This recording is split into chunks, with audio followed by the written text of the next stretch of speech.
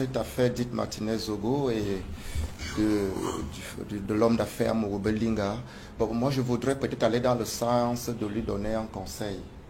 Oui, non,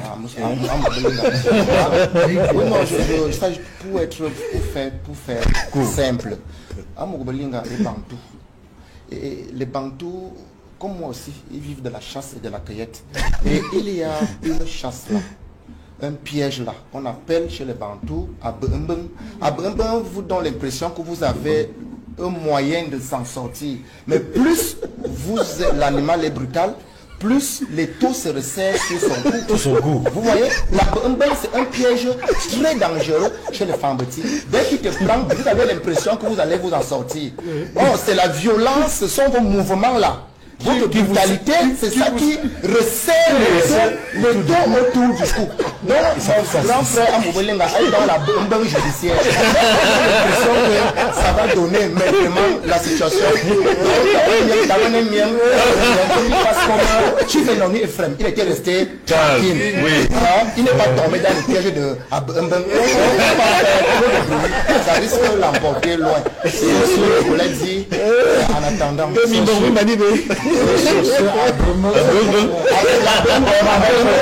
Cette émission de droit de réponse de ce dimanche. Merci à vous d'être venus sur ce plateau et bon retour à Yaoundé. Que tout le peuple camerounais tout entier est derrière toi, à Mogo Belinga.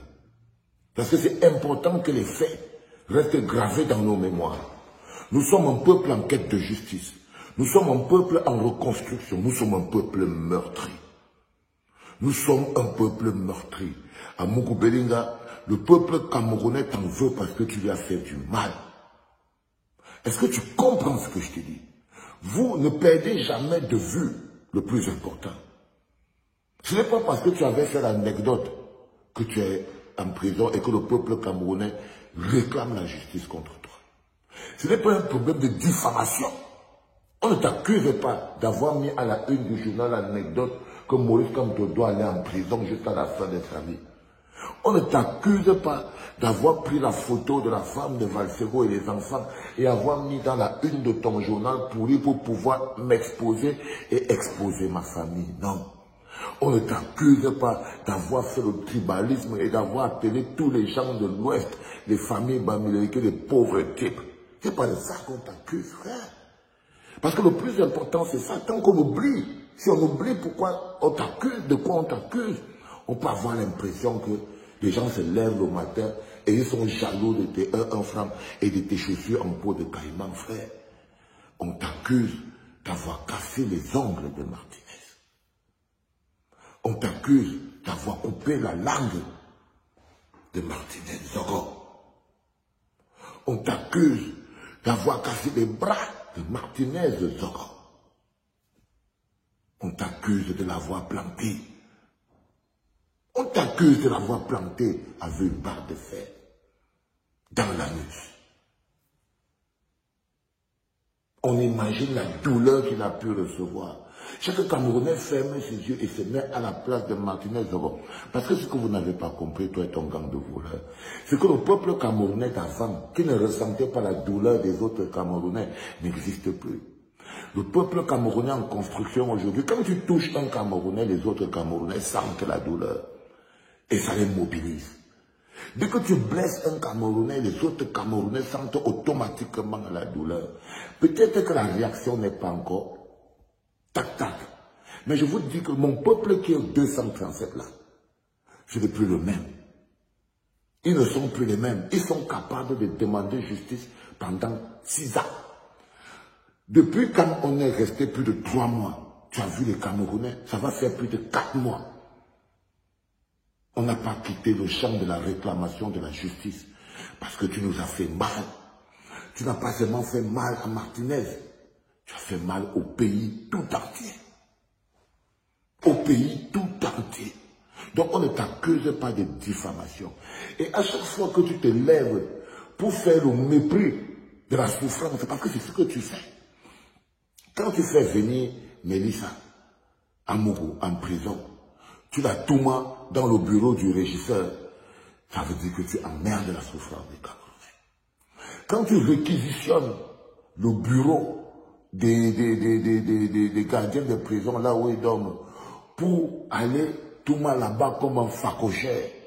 Est-ce que c'est si important pour toi de t'envoyer en l'air à chaque fois? Tu es en prison, frère, tu es en tolard.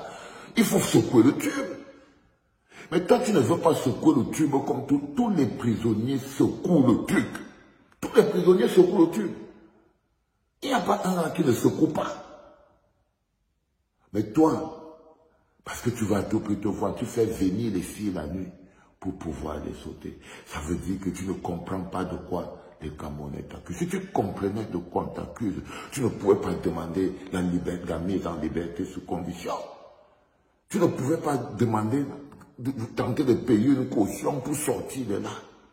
Alors tu fais tellement de bruit que ça commence à jouer contre toi. Et c'est là où ton frère William, qui est aussi mon frère, on est tous des enfants de la forêt. On connaît tous nos pièges qu'on appelle la bonbon. Ça dit que c'est la pendaison, la bonbon. Et quand ça t'attrape le courant, tu dois te coucher. Tu dois te coucher sans bouger. C'est comme si la bonbon, c'est comme si tu avais une armée de moustiques qui se sont venus se poser sur tes boules. Tu vois comment les deux moustiques sont en train de te vider de ton sang. C'est soit tu t'allumes les boules à te faire sortir ça par la fenêtre et par les oreilles et tout, soit tu regardes les moustiques s'abreuver de ton sang à partir de tes boules, hein, et ils dégagent une fois au quart. Ça s'appelle la bonbonne. C'est un piège. Il ne faut pas bouger. C'est comme les sables mouvants. Tu es dans les sables mouvants. Dans les sables mouvants, quand tu descends, tu ferais mieux de rester tranquille et attendre que quelqu'un t'envoie peut-être une corde.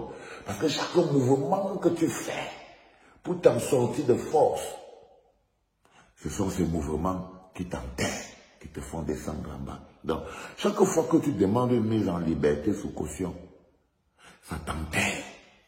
Chaque fois que tu demandes tu fais trop le bruit, tu es en prison avec un frère comme Eko. Tu ne vois pas l'attitude d'Eko. Parce que Eko sait que ça a cuit. Il connaît comment fonctionne le système. Il a décidé de fermer sa gueule. Il ne veut même plus rien entendre avec toi. Tu ne t'es jamais posé la question, pourquoi Eko ne veut pas me sentir à côté de lui? Ah bah c'est pour ça. Parce que tu fais beaucoup de bruit. Et la corde ne fait que se serrer. Ça ne fait que se serrer au point où il te dit que non, il faut arrêter. Donc les enfants, c'est très important, dans le cadre de cette clinique, que vous rappeliez toujours au monde entier que la campagne que nous menons n'est pas une campagne personnelle. Ce n'est pas parce que c'est un villageois qu'on veut qu'il reste en prison. Ce n'est pas parce qu'il parle que wow, l'homme a bêtise. Ce n'est pas ça. On doit toujours garder en mémoire que ce monsieur a blessé profondément notre pays. Et que on commence quelque part. Un peuple concentré à la soif de justice quelque part. Et je ne peux pas m'empêcher de vous féliciter les enfants. Ça va faire plus de 4 mois, 3 mois, 4 mois. Le hashtag justice pour Martinez est toujours actif. C'est-à-dire que vous maintenez une pression. Je n'avais jamais vu les Camerounais. Je crois que la deuxième chose qu'on va faire, le mot d'avion qui va subir la même chose. Je n'avais jamais vu mes gars rester au contact. Rester au contact de la soif de justice.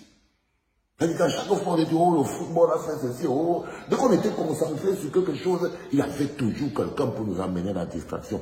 Et c'était toujours des distractions pour nous empêcher de rester concentrés. Vous voyez qu'on peut mêler 3 chantiers, les gars. Partagez, faites pas les malins. Vous croyez qu'on mène 3 chantiers si on n'a pas des milliers de partages? Pour mener 3 chantiers, il faut avoir une équipe de partage solide. La nôtre est déjà bonne, mais rendez-la plus efficace. On est là, parfois on traîne autour des 300 par 4. Non, les gars, on est la clinique. Chacun doit venir donner son pour lui. Dépassons toujours les 2000. On ne peut pas avoir 2000 vues, 2 000, 3 000, peut-être comme ça là. Et on n'a pas 2000 partages. Ça veut dire que quelqu'un de gars ne partage pas. Les gars, nous on a une machine, elle a un fonctionnement. N'écoutez pas ce que les autres qui sont en train de vous dire. C'est parce que nous on devient puissants Que eux, ils ne savent pas que notre puissance, en fait, on l'obtient parce qu'on est ensemble. La clinique n'est rien sans vous. Et moi, ça ne fonctionne pas comme ça. Et vous voyez très bien les résultats qu'on réussit à avoir. Vous voyez très bien les résultats qu'on réussit à avoir. Donc, il faut faire très attention. Les conseils d'un vieux sage. Si tu continues de travailler en vision 4, si tu deviens le gars qui gère les affaires d'Amougou, quand Amougou lui il est en prison, tu vas aller le retrouver là-bas. Si c'est toi le petit bébé Somlois, maintenant là, comme Amougou est resté à Kondégi, toi tu restes que déjà toi le nouveau patron. Sache-le, mon petit, tu seras en train de te mettre dans les problèmes. Tu seras en train de te mettre dans les problèmes à Pico. J'essaye de te faire comprendre le fond de mon cœur, c'est que je crois que tu as compris beaucoup de choses parce que j'étais beaucoup traité quand tu étais en prison. Donc j'espère que tu as compris la vie. J'espère que tu as compris la vie, fils.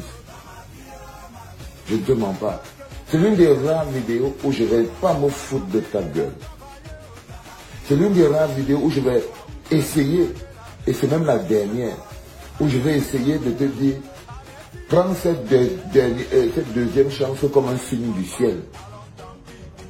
Prends cette deuxième chance comme un signe du ciel et sers-toi de cette deuxième chance pour quelque chose de grand, pour devenir quelque chose de grand.